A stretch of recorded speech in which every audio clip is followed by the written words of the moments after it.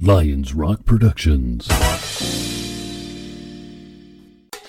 This is Jay Moore. This is Greg Cruz. This is Bryce Vine. This is Dexter from The Offspring. This is Nathan This East. is Sebastian Younger. This is Daryl Ames. This is Stuart Copeland. This is Mick Gillette. This is Andy Summers. This is Dr. Bob Greenberg. This is Gabby Reese. This is Rob Bell. Hey, this is John Leon Guerrero. Hey, and this is Pete A. Turner.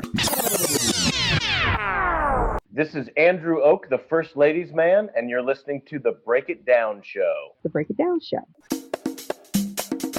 And now, The Break It Down Show with John Leon Guerrero and Pete A. Turner. Andrew Och is a man's man. He's also a television producer and a historian who's known as the First Ladies Man, initially for the C-SPAN series he did in 2012 called First Ladies, Influence and Image, and then for the subsequent books, Unusual for Their Time, On the Road with America's First Ladies. Volume 1 was a hit. Volume 2 is out now. And Andrew, thank you for joining us today. No, it's my pleasure. Love being on with you guys. So Pete is fascinated by the bachelor presidents and the unusual first lady roles having a bachelor as a president creates. But before we get to that topic, I would like to know your thoughts about the role of first lady and how it's changed over the decades. Well, it's an interesting question, and it's a continually evolving role. It's a role with no definition. It's a role with no training. You can't major in first ladies. There's no First Ladies 101. It's not a part of home ec or shop or economics or history in any high school classes. Keep in mind, these are probably the most influential and powerful unelected and unpaid women in the world. And Laura Bush very adequately and appropriately said, each first lady can make it her own. And so it has changed and evolved over the years, but it's also been very similar in these women have seen their position and seen their platform as one of privilege. And even before this sort of modern incarnation of the role where we expect a first lady to have a philanthropy and do good and spread goodwill and help those less fortunate, it's not a position or a job description that has been mandatory over the years. Wars tend to in history, historical wars, the Civil War, Revolutionary War, World War I, World War II, those leave first ladies in a position to do more philanthropic work, and especially with orphans and victims of war. We saw Laura Bush, she's one of my favorite first ladies of the 20th century, and the reason why is because she had to change in an instant, as we all did after 9/11, but she did it as first lady. She did it on the world stage, and she went from a librarian from Texas who wanted better education at home and a domestic policy first lady to having to go to places that the day before she probably couldn't find on a map or pronounce, and then she was an ambassador for women's rights and women's education on a global scale. So we see these women adapt and morph throughout history and throughout the times as they see fit. And it's a fascinating study on the role and how it does change.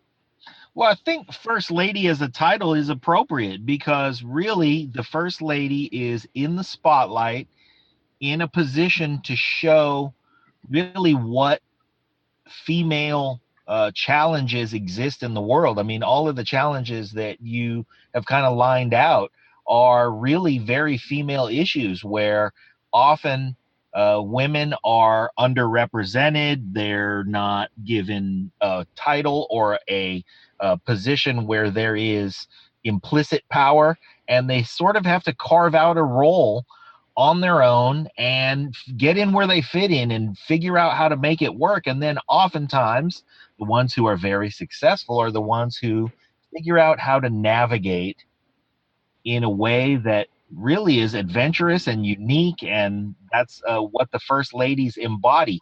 Do you think that our current first lady, Melania Trump, is the same way in that she's facing challenges? She's certainly facing challenges that are unique. Do you think that those challenges are representative of what women are facing right now? I think they are, and you've made some excellent points. And before getting to the current first lady, I just want to emphasize the early first ladies. What they did was most of the founding fathers and early first presidents, they married up.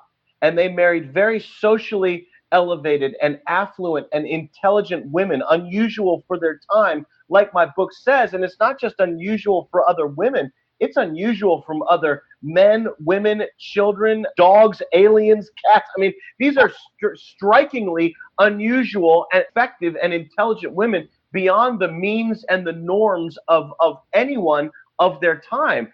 Abigail Adams very famously said, "Remember the ladies." And the part of that quote and that letter that most people don't know is it says, "Remember the ladies, for when you have them on your side, the men will be in your favor." So what she's saying is, if the ladies like you, the men are going to vote for you. I liken it to modern day remote in your house. In my house, in most houses, men hold the remote controls, but women are picking the shows. And Right. Abigail Adams knew that before, hundreds of years before women would vote, hundreds of years before they would be able to own property and have the same legal. We're still struggling with it today, obviously. And that does bring us to modern times. And I think Melania Trump is facing a lot of those and even more. Her husband is one of the more polarizing as politics gets more bipartisan term after term, year after year. She is also dealing with a relatively new bit of technology that started with Michelle Obama. Michelle Obama and Melania Trump are the first social media first ladies. And social media is an unregulated, unrestricted, and unaccountable platform where people can say whatever they want about you. And a lot of that is criticism. And a lot of people hide in the shadows of their smartphones and their laptops and their tablets and just say all these awful things about people that aren't even factual, and people take them as fact, and it becomes accepted. On top of that, Melania Trump has, it's not a disadvantage, but it is definitely a factor in her term, in that she's not a native born American. It brings immigration questions as they relate to her family. English is not her first language, so she's not extremely comfortable with the big, long, prepared written speeches that some of our other first ladies have had an advantage in doing. But to her credit, she's highly intelligent. She speaks multiple languages. She has that foreign diplomacy savoir-faire that helps her on the international stage.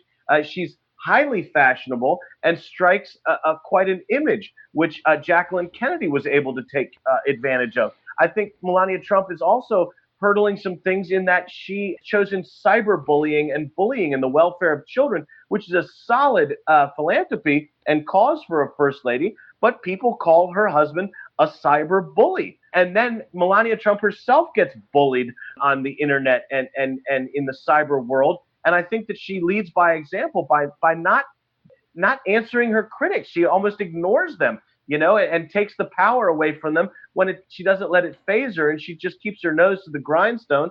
And, there's the criticism that says she doesn't want the position or didn't care about the position. And, that's for her to know and decide only. But one thing you do get out of Melania Trump in that vein is when she does something, she's doing it because she wants to, not because she feels she has to. So you do get that genuine effort when she does step out in front of the camera for a cause or a speech or an event. Yeah, absolutely. She certainly got some challenges. The ability for Melania Trump to maintain her grace in the situation that she's in, I think, is another thing that defines the role of First Lady, because one of the things we really depend on them for is to give us an example of grace. And she certainly has challenges in that regard. Who do you think was the most challenged other First Lady when it came to being able to just hold it together and show, style and grace that was befitting of the position? Well, it's difficult for any of these first ladies to watch their husbands and their family be raked across the coals. Politics is a tough game. It is a rough arena, and so all of the first ladies do come into that. That is a factor in all of their administrations and terms in as far as that goes. It's very interesting to look at them all over the course of history, with what's good for one is not always good for another. What's bad for one is not always bad for another. But when you see times of trouble or physical health, Betty Ford went through a lot of stuff in the public eye, and she's very interesting to think about in that Betty Ford never should have been first lady. Her husband was never elected to president. He was appointed after Nixon resigned. And Ford was never elected vice president. He was appointed when Agnew resigned. So to think of this woman who never wanted to be first lady, her husband never ran successfully after he did do the second half of that term for Nixon as the appointed president. He ran against Carter and lost. These women aren't elected, but Betty Ford's husband was never elected to the position that made her first lady. And to think that she had to go through addiction abuse, alcohol, and other addictions, and breast cancer. There were not breast cancer walks and charities and awareness and things like that before Betty Ford. She brought things out of the shadows and into the spotlight on the world stage in a way that no other first lady had done. You can go back in time to the Adams administration. One of Abigail and John Adams's daughters had a mastectomy in the 1800s. Wow. It's awful to think about now. Imagine back in the 1800s. And it's not until the 1970s, the mid-1970s, that Betty Ford brings this out into the light. Hundreds of years later, 200 years later. It's significant time.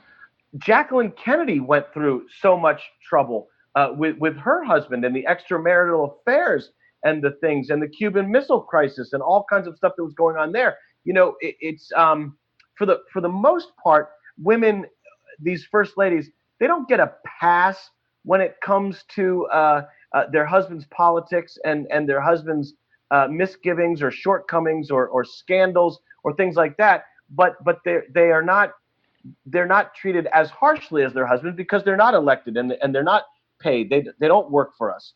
It's just they happen to be the wife of the man in the role. But any type of war in wartime, first ladies have gone through.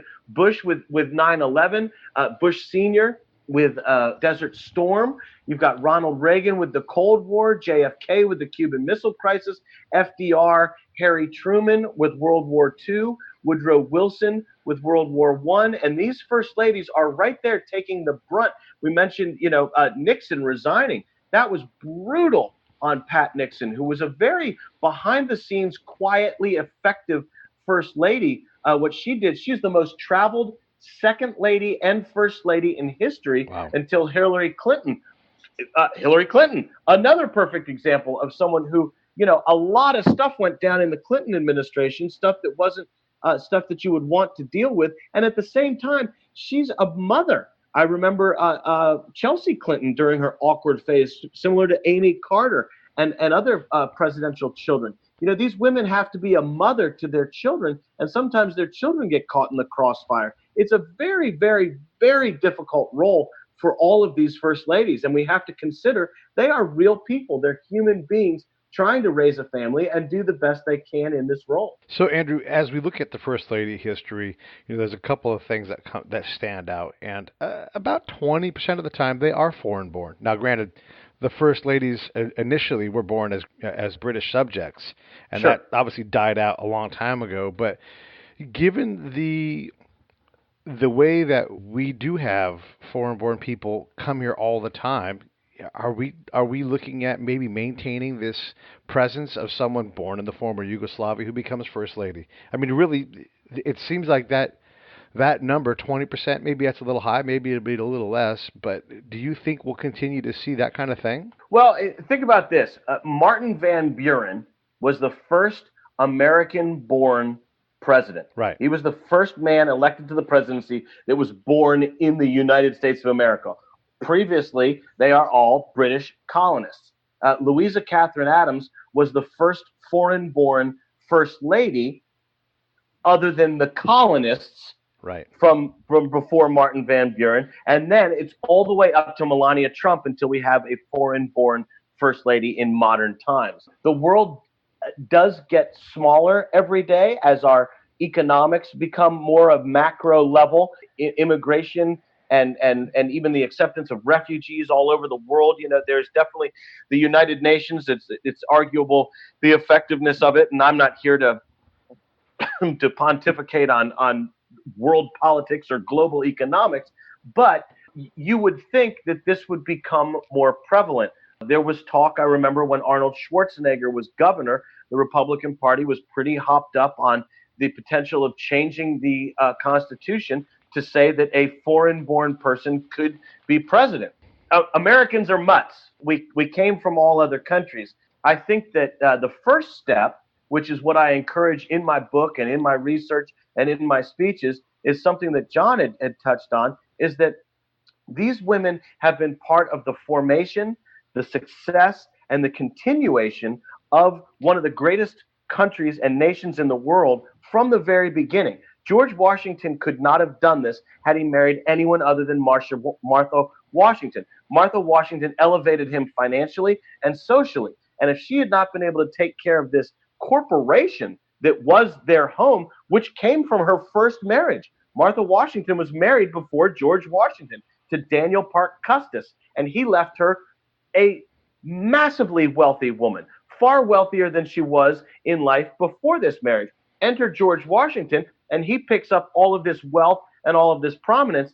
So Martha Washington is by default one of the colony's first successful female CEOs, because she had to run the tobacco fields. She had to manage the real estate in Williamsburg, the wealth, the plantation, the staff, which was unfortunately slaves at the time. But if this Martha Washington couldn't do that, then George Washington would have had to do it. If George Washington had to do it, he couldn't have started the revolution. The other thing that I've come to recently realize, when George Washington comes home, let's say my wife, your wife, anyone's wife comes home, or you come home to your wife and you say, hey, honey, I got an idea. I'm going to overthrow the current government and I'm going to start my own country. I mean, that is a massive undertaking, and some people would say lunacy in certain situations. And people are imprisoned for this. People are killed for this. People die for this. And when George Washington came home to this woman, Martha Washington, and said this, she said, okay. And then he went off and hopped on his horse and fought the redcoats in this. And then Martha went because... Straight out of the pages of a Rocky movie. Yeah, 100%. It is so freaking American. It's ridiculous, man, of what we've come to be and know. But she was a 26-year-old woman when George Washington met her.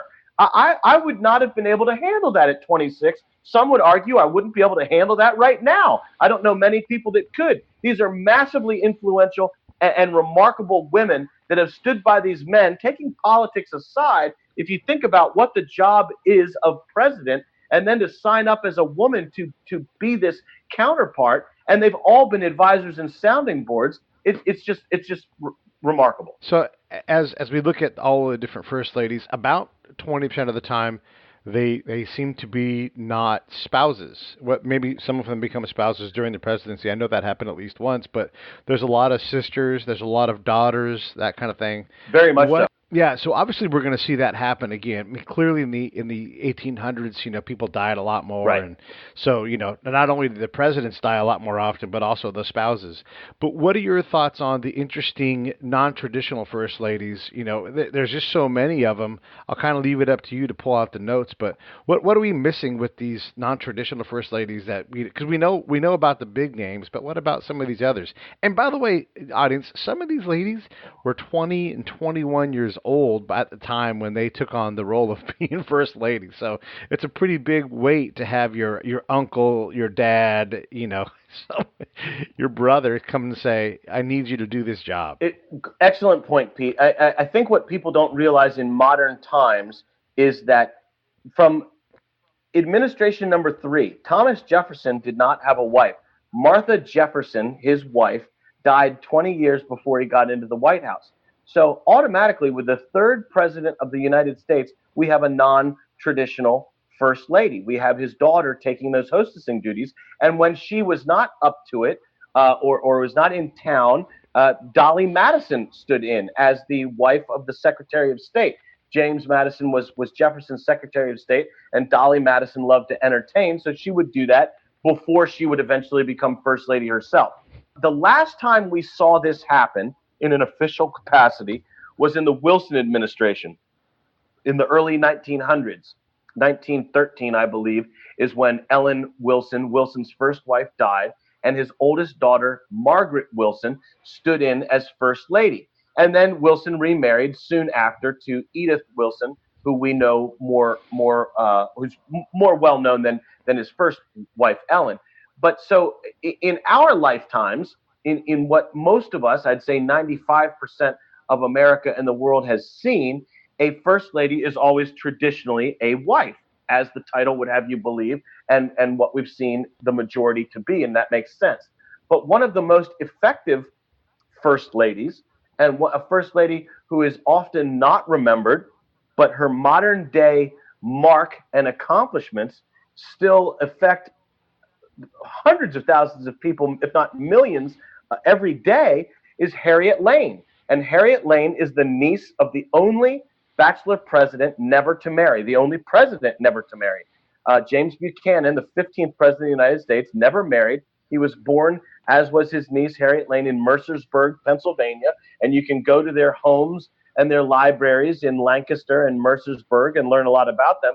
But Harriet Lane's loss in life, the tragedies, she lost basically everyone.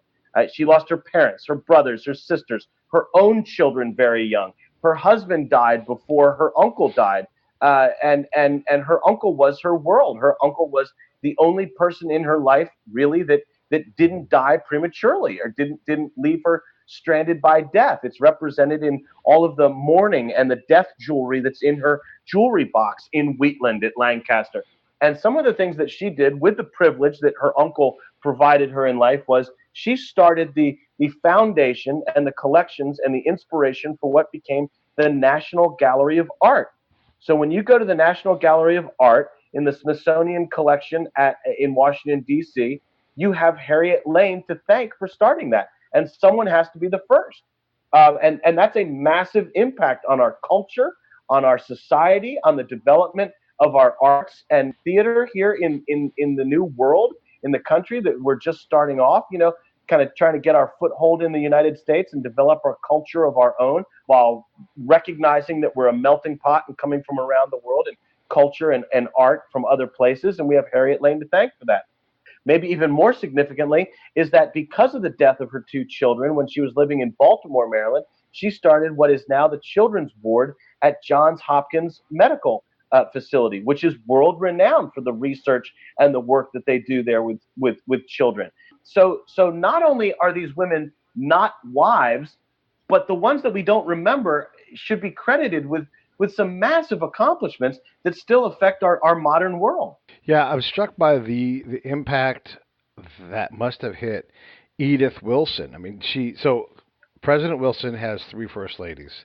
There was a daughter kind of interim. He had a wife die while he was in office, and then Edith comes in, and then she, in effect, becomes the president. 100%, I mean, largely. Yeah, that's not even talk about that. Pete, that's not even that's not even an exaggeration or being dramatic. During his second term, Wilson had a stroke, and it was a debilitating stroke. It paralyzed half of his body, as I understand. And there's notes at the Wilson Museum in Stanton, Virginia, spelled Staunton, but pronounced Stanton, but spelled Staunton. And the Woodrow Wilson Museum is there, and there are letters from his personal and White House doctor there that confirm all of this. And when Wilson had the stroke, they basically covered it up from the American people in the world. They said that he was tired after World War I and needed a break and needed to relax a little bit. And people, there are well-wishing letters and offers and people wanting the church choir to come by and sing for him and help the president. And in these letters, they say, I didn't like the president. I didn't vote for the president. But for what he's gone through and what he's had to do, I want to help. I mean, think about the political atmosphere and climate today versus there, where now opponents, they make up things to tear down the man that they didn't vote for. And this is both sides. Yes. This is right down the middle. Right. But think if we don't see Trump walk across the lawn every day or walk through the garden or have a press conference, if we didn't see Obama, even when he's on vacation, body surfing in Hawaii, or Ronald Reagan chopping wood on his ranch, Nixon at Camp David in California, Gerald Ford skiing, Jimmy Carter fishing in Georgia. We need to see these people all the time, every day, to verify that they're still there, or they're still working or doing something. Wilson disappeared for months, and his opponents not only supported this and forgave him, but encouraged his relaxation. So while this was going on, Edith Wilson was making foreign dignitary appointments, making decisions. Nothing went through the president's bedroom door that didn't go past Edith Wilson's eyes. There's a letter that I held and I read, and it's between an administration member and Wilson's doctor. And it says, President Wilson's plan to retire does not please Mrs. Wilson, so we have to come up with something new.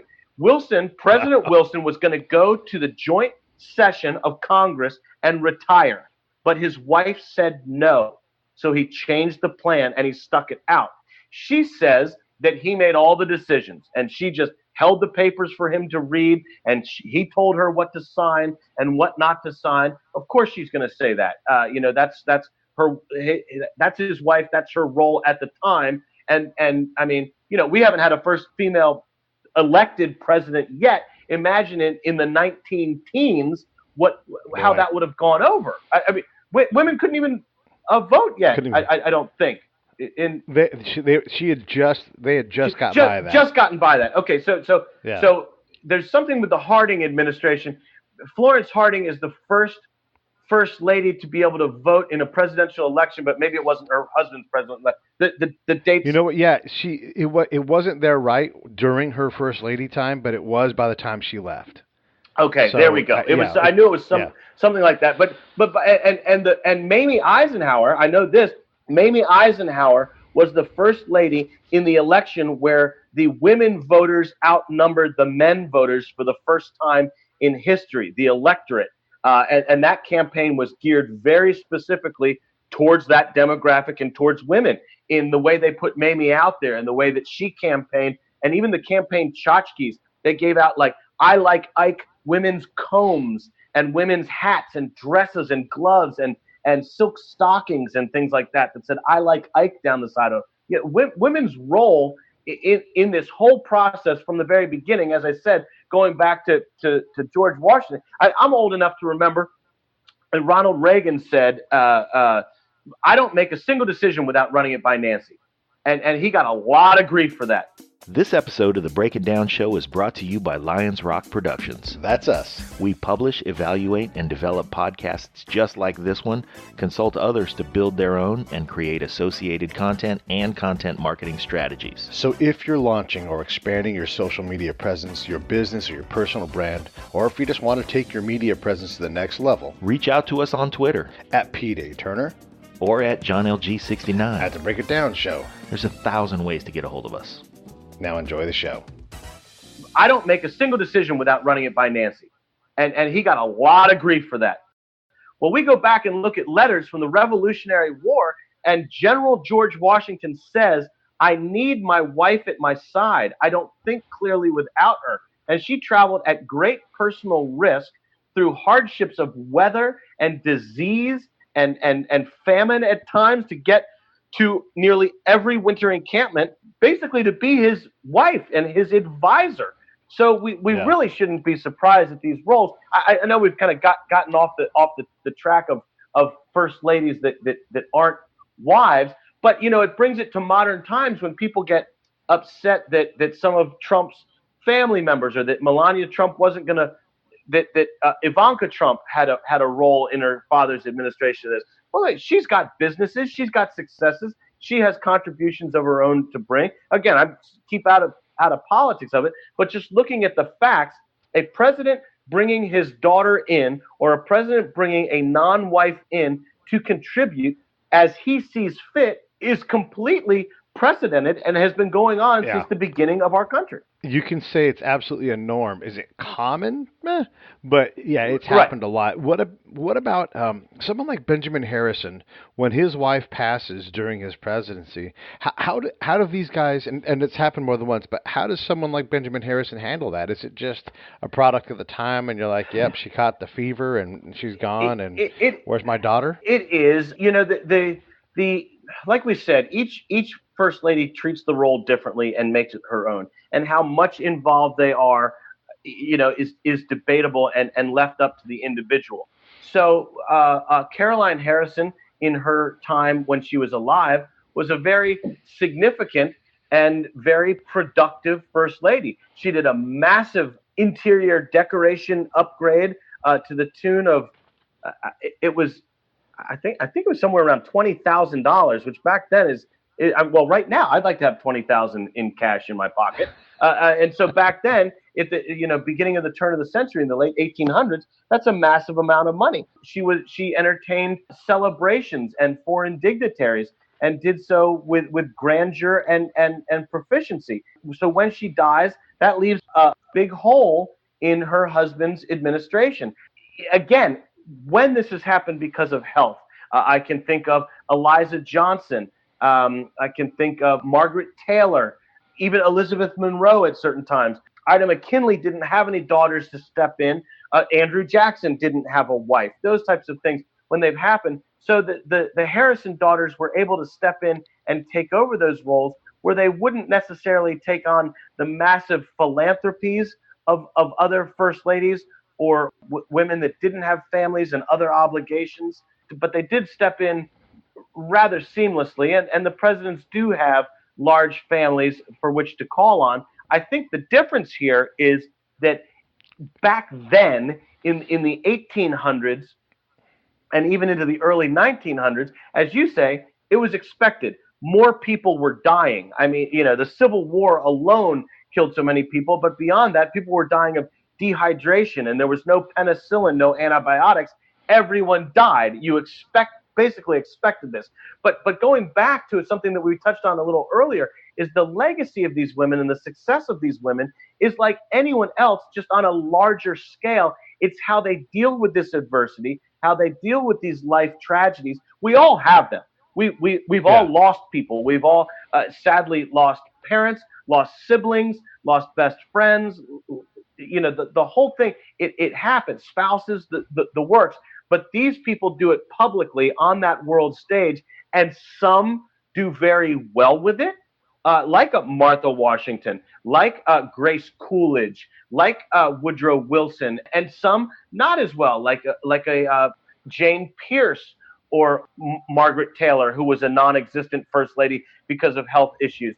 Ida McKinley had epilepsy for all intents and purposes, what we can only imagine looking back at her symptoms and diagnosed with modern medicine as epilepsy. Yet she was determined to sit in that role and attend state dinners. And there are accounts, eyewitness accounts, and some people judge President McKinley very harshly for this.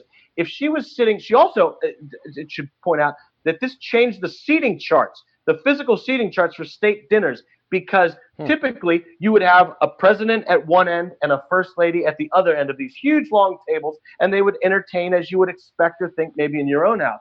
Ida McKinley and William McKinley sat directly next to each other at the table, and this was for the sole purpose of Ida McKinley would have seizures. And it's eyewitness account known that he would, in the middle of the conversation, if Mrs. McKinley had an episode, he would put a napkin over her face. And some people think, how horrible.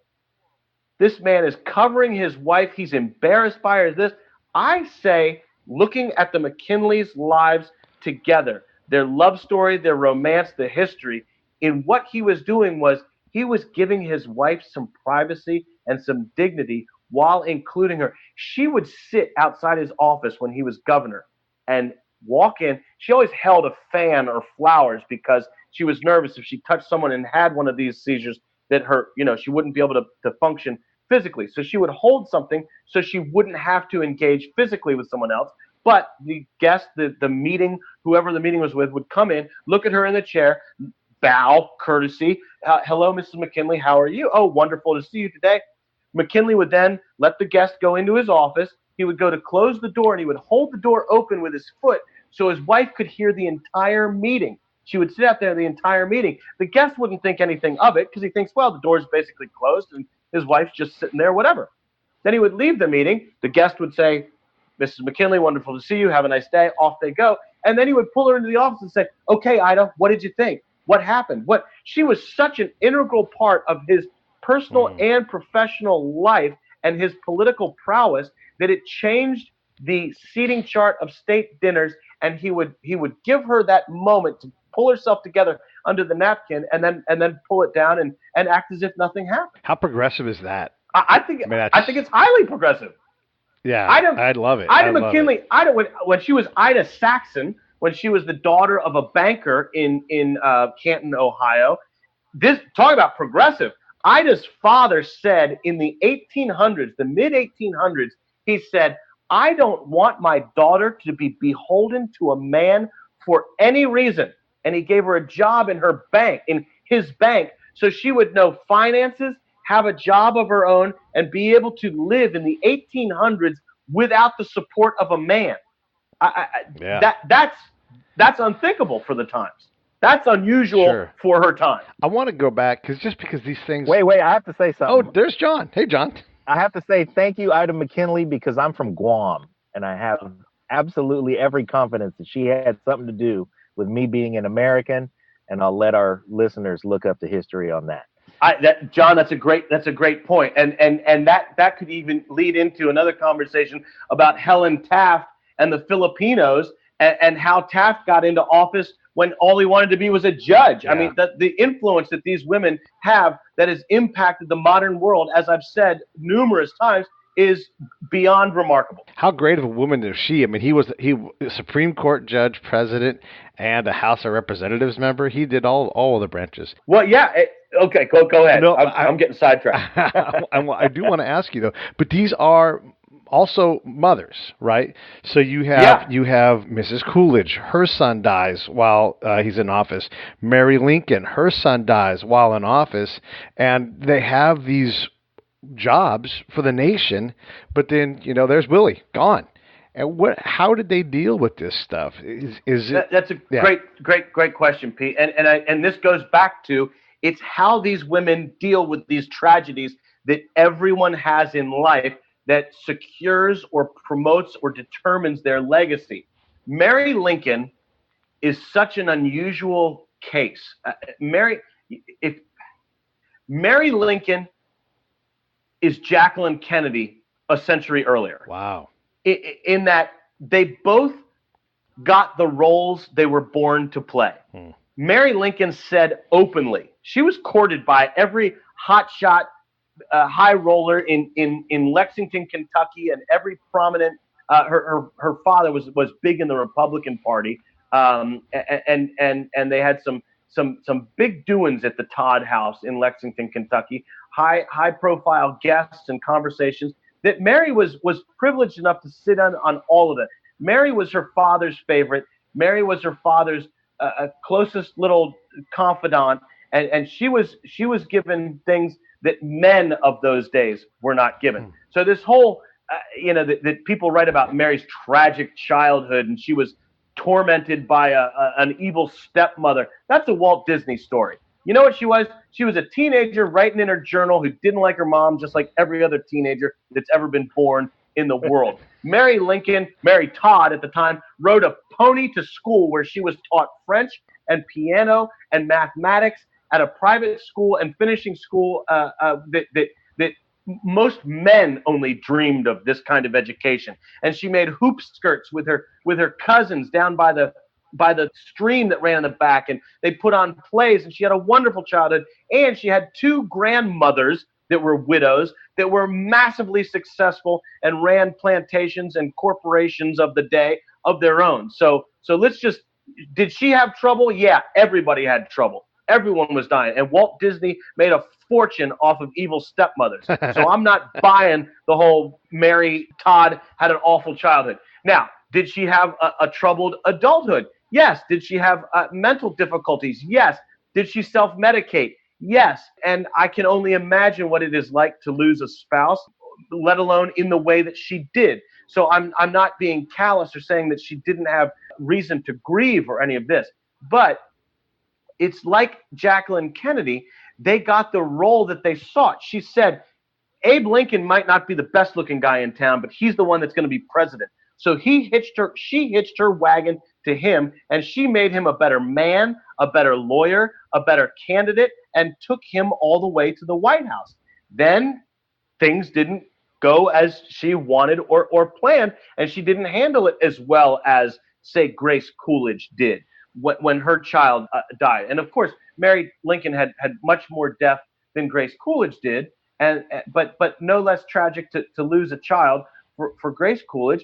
And she took the proper mourning time and stepped a little bit out of the spotlight, and then she came in and did what she needed to do when it counted, and then retired and became a quite a bit less, not quite a bit less active. She had a very active post White House, but she didn't she didn't go full speed after she lost her husband. I mean, how sudden is the end for the Harding administration?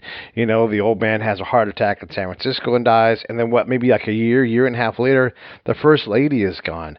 Is there anything interesting within the Harding administration and the first lady, and what are your thoughts on that? Well, okay, the Harding, first of all, the Harding home in Marion, Ohio is one of the most historically accurate, with more artifacts than almost any other place I've seen in all my travels. The Buchanan home comes back to mind as well. But the Harding home in Marion, Ohio looks like you walked into your grandparents' place and they stepped out to get some supplies at the grocery store and they're going to walk in. I mean, there's still jewelry in the jewelry boxes, clothes in the drawers, hanging in the closets, artifacts that they brought back from the White House. The Harding relationship is a difficult one. Florence Harding almost died while he was president, before he died when he was president. She had kidney issues. A lot of the first ladies, strangely enough, had kidney issues. Ellen Wilson died of Bright's disease. Theodore Roosevelt's first wife died of Bright's disease. Caroline Harrison is another kidney disease. And then Melania Trump just had her own little kidney procedure done. So that's just something to throw out there as a curious coincidence and similarity. But the Harding marriage was a business operation, as well as at some point I'm sure there was a love connection there. I don't mean to think that there isn't, but there's a significant amount of infidelity. There's a love child. There's letters that have recently come out. But when they first started dating, Florence Harding had a child with another man, a former husband. And he was an alcoholic and he was abusive. And Florence's relationship with her father was very troubled because she was sort of drummed out of town in the community because she got maybe pregnant before she got married, or got married too young and to a man that people didn't like, and moved out of town and didn't do what her father wanted to do, kind of thing. So she kind of had man problems all her life, but the attraction to Harding and what they were most successful in together at first was saving Harding's newspaper. Florence Harding came in and took over the business operations of the Marion Star, and she developed home delivery and distribution things for that. When she was part of the last successful front porch campaign in America, she was right at his side. The shed that's in the Harding home in Marion was turned into a press room where the press stayed to cover this front porch campaign. And Mrs. Harding made her famous waffles for the press every morning. I mean, she knew how to schmooze the press because she was the press. And I asked there at the Harding home, I said, why wasn't the fact that Florence Harding, that she was divorced and had this sort of estranged ex-husband and this child with another man, why wasn't that a big deal? But Harding's opponent was also divorced. So it was kind of, they canceled each other out. But if you know your history, you read back to know that the Jackson administration, Rachel Jackson was accused of bigotry, which could have been legally accurate, but I know people that have a tough time getting divorced today. Imagine trying to get a divorce in the mountains of Tennessee in the 1800s from an abusive alcoholic man, as Rachel Jackson tried to do. So when she was divorced, but that's why it didn't come into play for the Hardings. And it was a difficult time when a president dies, whether by assassination, which is sadly where more of our sitting presidents have died than from health reasons. The only two I can think of that died in office of health reasons are William Henry Harrison and Harding. I don't know of anyone else other president. Yeah, Zach Taylor. Yep. Good call. Where Fillmore takes over. Yeah. Okay, so those three, but it hits the country hard. I think. Oh, you know what? Actually, it's 4-4 because FDR died of an.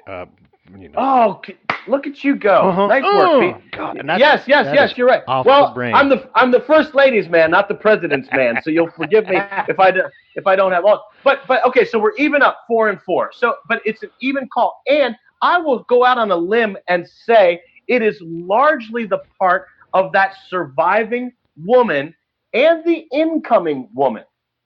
It's the first lady that makes these candidates always, these presidents, these great men, these greater women behind these great men. It's these women that are, whether consciously or unconsciously, running these men's PR campaign and making them more affable and making them the family man. I mean, James Madison was not a very personable person. He was not a people person. He was a nose to the grindstone, lawyer, brass tacks kind of guy. And Dolly Madison was a party girl. The Coolidges were the same. Silent Cal. Yeah. I think part of the ease of losing Harding and gaining his vice president Coolidge was that everyone loved Grace. And the same with losing FDR. Eleanor had already been doing so much.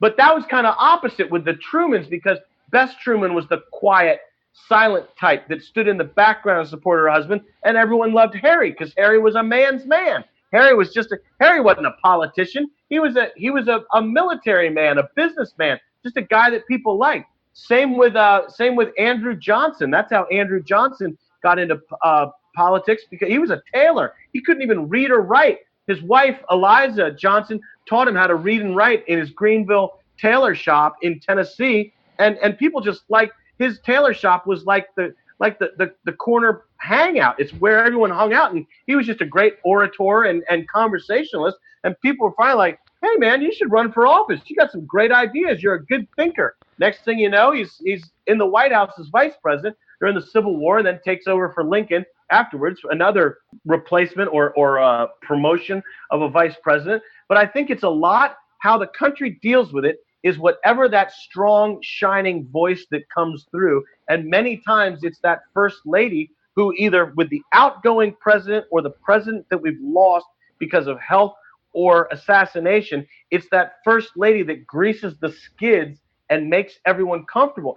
Eleanor Roosevelt was the one who told the country about Pearl Harbor. She did the radio address. I mean, think about that. Yeah. We're talking to the First Ladies Man, Andrew Och. You can get his book at firstladiesman.com. You can find him on Twitter at first Ladies Man AO, and we'll of course link all that stuff up in the show and notes and everything, and you'll be able to find it. But yeah, for sure, and we're not done yet, but I just want to let everybody know, like, go to First Ladies Man, and there's tons of videos. You went all over the nation, looking at going to these ladies' homes and finding out what you could about them and gathering all this fantastic stuff. All right, so let me ask you this next question, and then we'll kind of button things up. When you look at the First Ladies, and there's 45 presidents, so there's got to be, like 50-something different... There's more first ladies than presidents. Yeah, I mean, because, the job makes their job possible, and they didn't all make it through. So which ones stand out to you, like, I just can't get enough of Dolly Madison, or who do you just wish you could bring back and talk to? There's two that stand out, and I typically break it down by centuries: 1700s, 1800s, 1900s, 2000s. And I'll go right down the middle with the 1800s and 1900s, and I would like to hang out with Lucy Hayes. Oh, okay. Lucy Hayes was such a transformative first lady.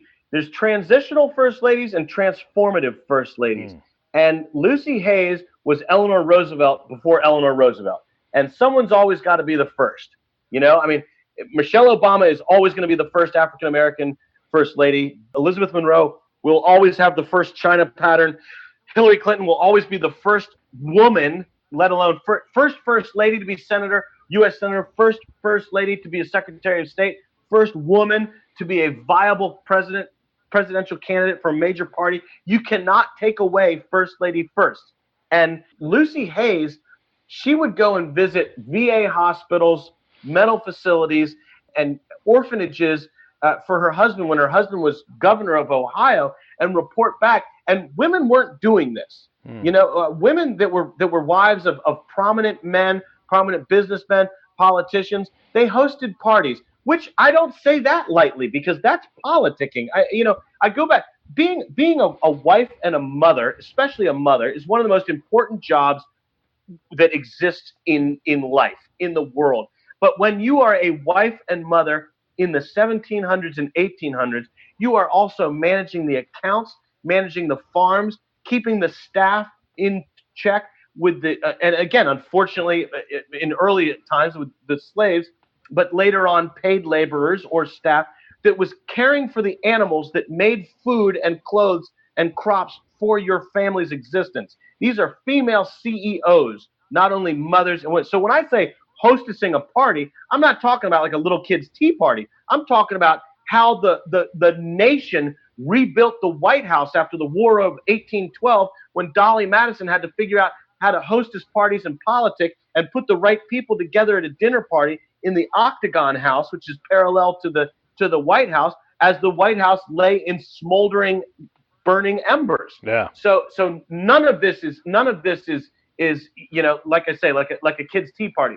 But Lucy Hayes was doing the footwork for her husband, the recon work to come back and let her husband know what was good about a facility, what was bad about a facility. But she also gave nods to the women that had come before her. She was comfortable in her skin.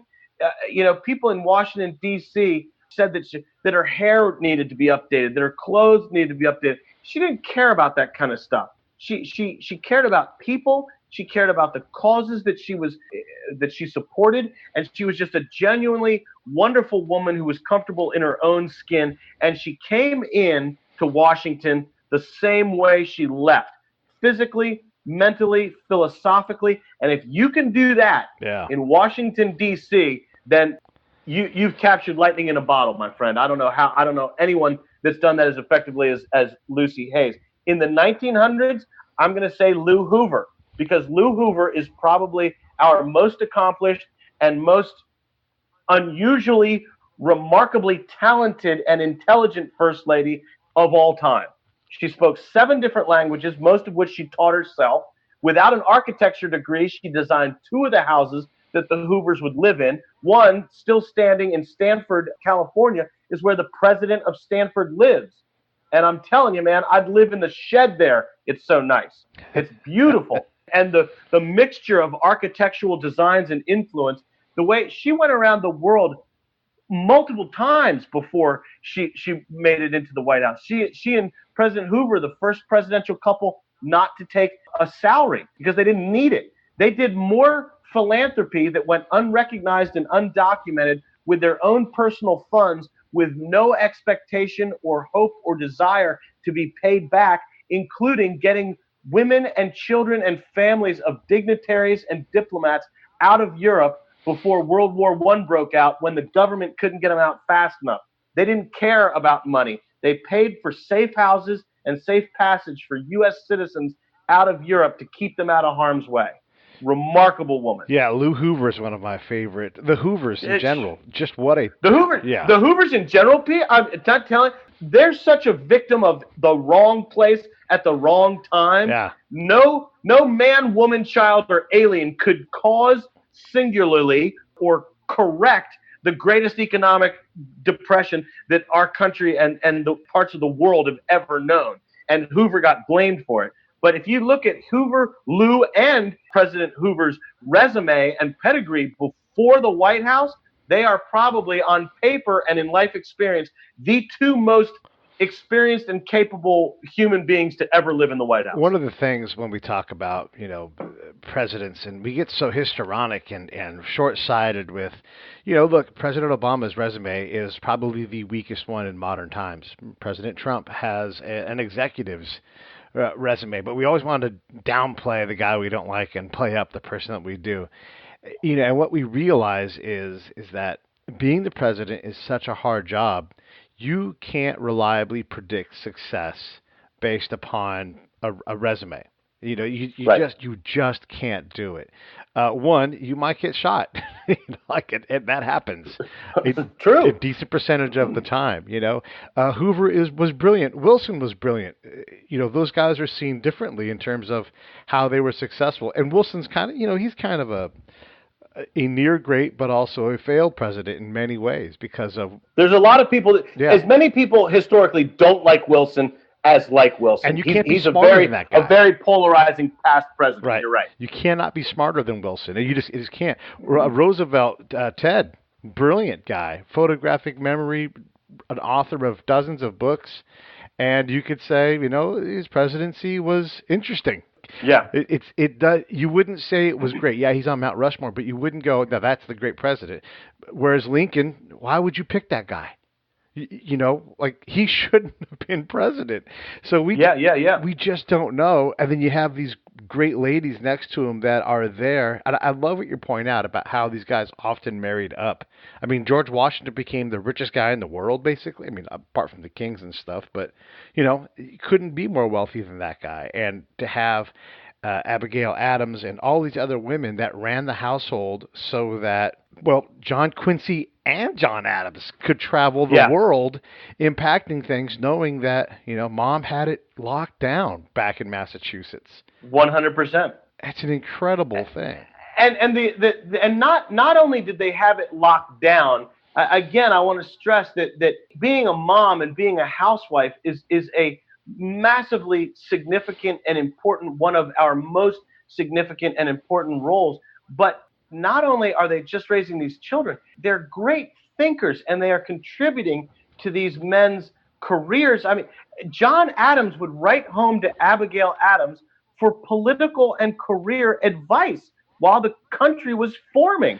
Martha Washington was traveling to winter encampments where nothing was done but strategizing and entertaining foreign dignitaries and other generals. I mean, and here's the thing.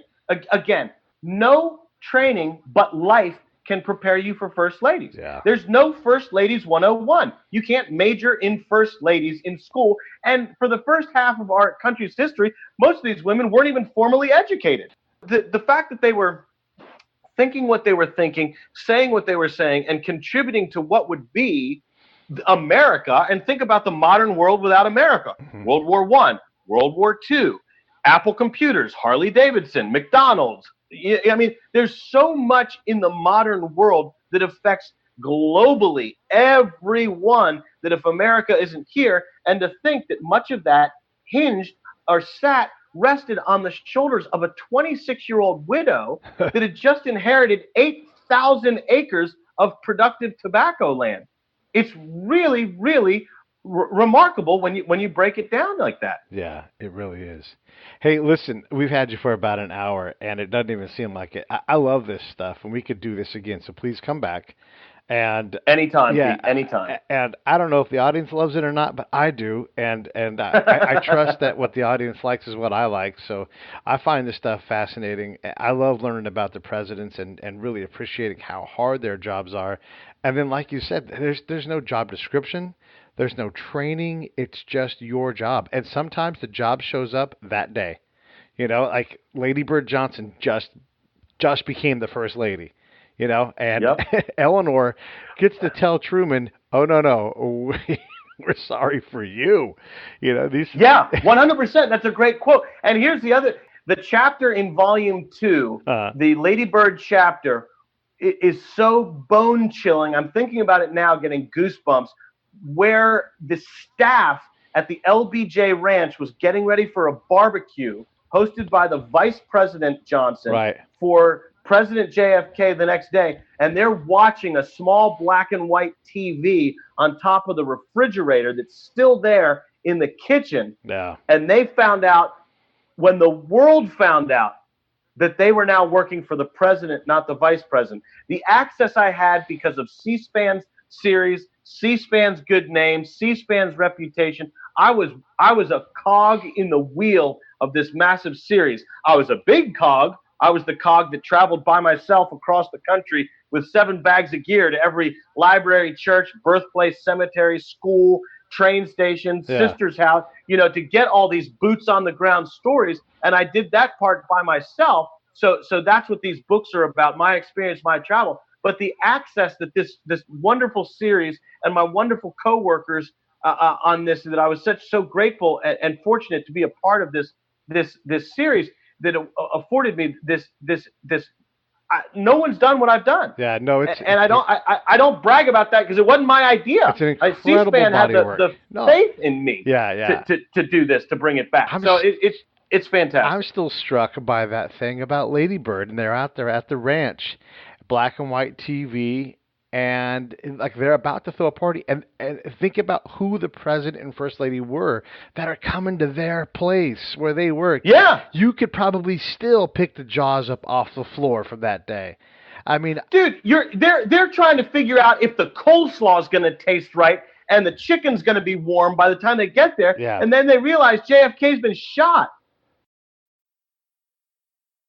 I'm just giving you the cliff notes on that, man. The story of how it went down and what role Secret Service had and the staff at the ranch and where they were. And I write about it so clearly that it's like you were there, just the same as when I walked into the crypt in Quincy, Massachusetts, the only place in America where 2 presidents and 2 first ladies are buried side by side in these massive stone sarcophagi.